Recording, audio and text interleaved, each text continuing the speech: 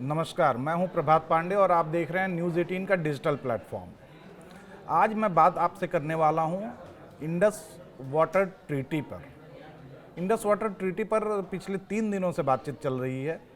परसों रात को जब सीसीएस की बैठक के बाद ये तय हुआ कि इंडिया इंडस वाटर ट्रीटी को ऑन होल्ड करेगा पाकिस्तान के साथ, तब से कई बातें हुई हैं, लेकिन मैं आज आपको कुछ नया बताने वाला हूं। नया इस चीज़ को लेकर कि क्या अगर भारत ने इंडस वाटर ट्रीटी को होल्ड कर दिया है, भारत इसके पानी को रोकेगा, तो क्या भारत के पास इतने इंफ्रास्ट्रक्चर हैं या नहीं?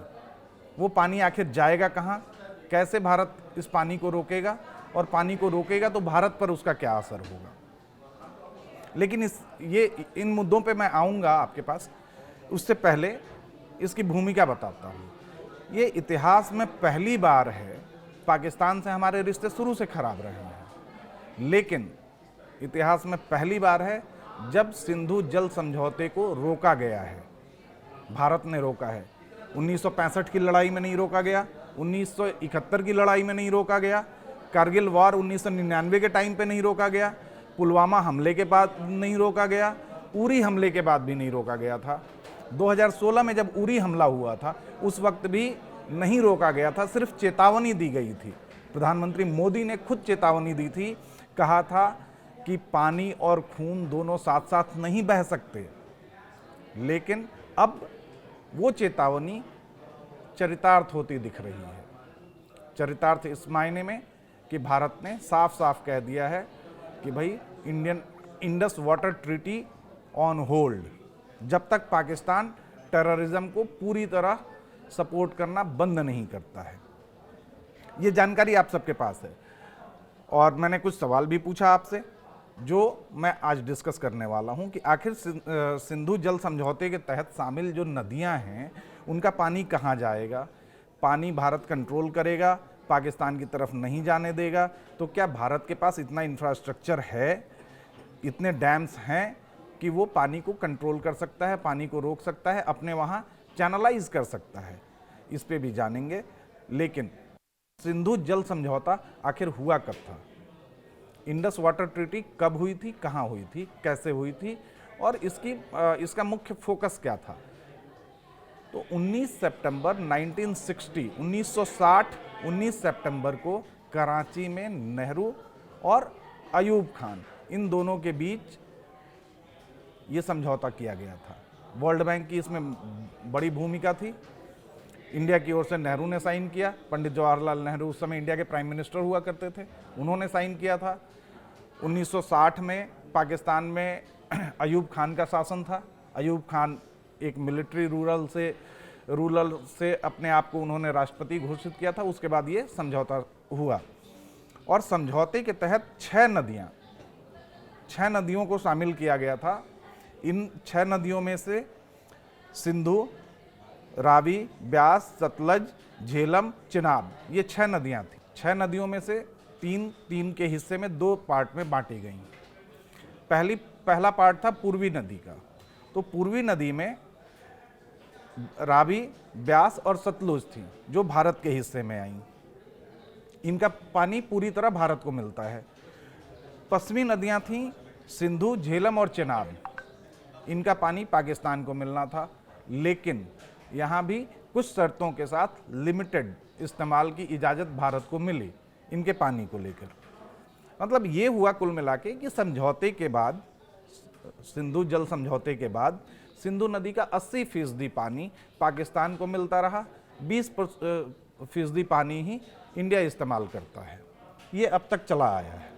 अगर आंकड़ों को देखें तो समझौते के तहत जो 3 नदियों का पानी पाकिस्तान को दिया जाता था, उसका सालाना 135 मिलियन एकड़ फीट पानी, ये पानी को नापने का नदियों के बहाव के हिसाब से ये तय किया जाता है कि 135 मिलियन एकड़ फीट पानी पाकिस्तान को जा रहा है।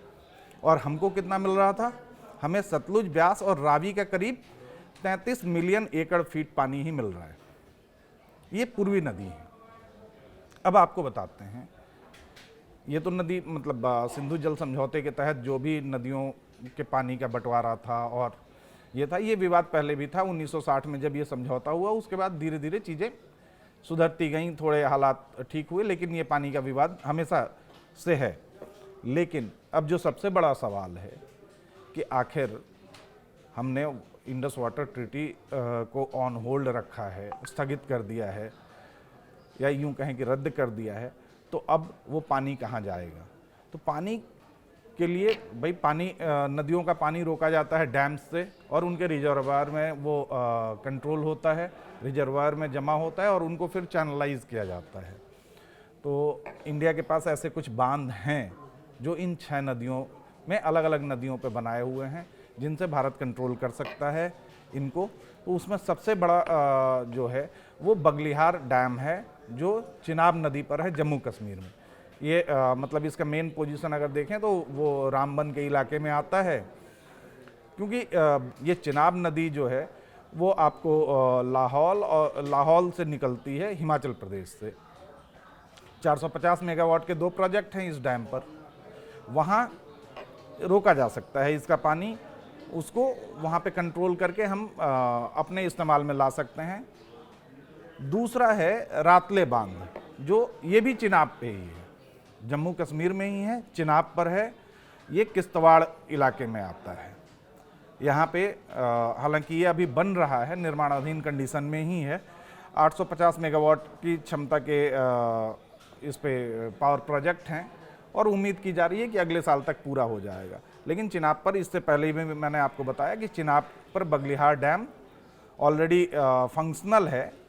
हालांकि पाकिस्तान इस पर ऐतराज़ जताता रहा है शुरू से, जब से ये बन रहा था तब से भी उसने ऐतराज़ जताया। उससे पाकिस्तान को बांध के डिज़ाइन और रिजर्वायर, भंडारण क्षमता जिसको कहते हैं कि कितना पानी वहाँ हम होल्ड कर सकते हैं, इस पे ऐतराज़ था। पाकिस्तान को ये लगता है कि अगर इंडिया ने अपने डैम्स को कंट्रोल, डैम्स से नदी के बहाव को कंट्रोल कर लिया तो पाकिस्तान में पानी की किल्लत होगी, क्योंकि पाकिस्तान में सिंचाई का मुख्य साधन इन्हीं नदियों का पानी है, जो अलग अलग कैनाल्स के जरिए पूरे पाकिस्तान की तरफ फैला हुआ है।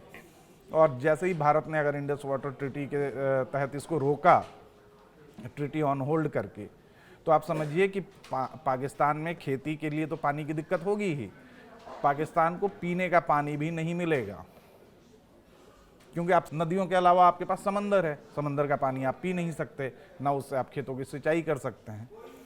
2 डैम यहाँ डिस्कस कर चुके हैं हम लोग। इसके अलावा सलाल डैम है। सलाल डैम भी चिनाब पर ही है, जम्मू कश्मीर के रियासी में है। ये 96 से ये प्रोजेक्ट चल रहा है, और यहाँ भी जो पनबिजली की जो परियोजना है, जो हाइड्रो पावर प्रोजेक्ट है, 850 मेगावाट बिजली पैदा करने का टारगेट है जब ये पूरा हो जाएगा। उसके बाद इसके बाद आता है सलाल डैम। मैंने पहले आपसे चर्चा की, तो सलाल डैम के बांध और डिजाइन, बांध के डिजाइन पर और इसकी क्षमता पर पाकिस्तान ने ऐतराज़ जताया था। 1978 में पाकिस्तान ने इसमें कुछ, पाकिस्तान की शंकाओं का समाधान करते हुए भारत ने कुछ बदलाव भी किए थे डिजाइन में। 1996 में ये पूरा हो गया और तब से चल रहा है। लेकिन पाकिस्तान अब भी वही राग अलापता है जो इसने शुरुआती दौर में 1978-80 के दशक में इसने किया था, कि इसमें भंडारण क्षमता बहुत ज़्यादा है, और यहाँ अगर हम अपने रिजर्वायर को फुल करते हैं तो पाकिस्तान में किल्लत होगी।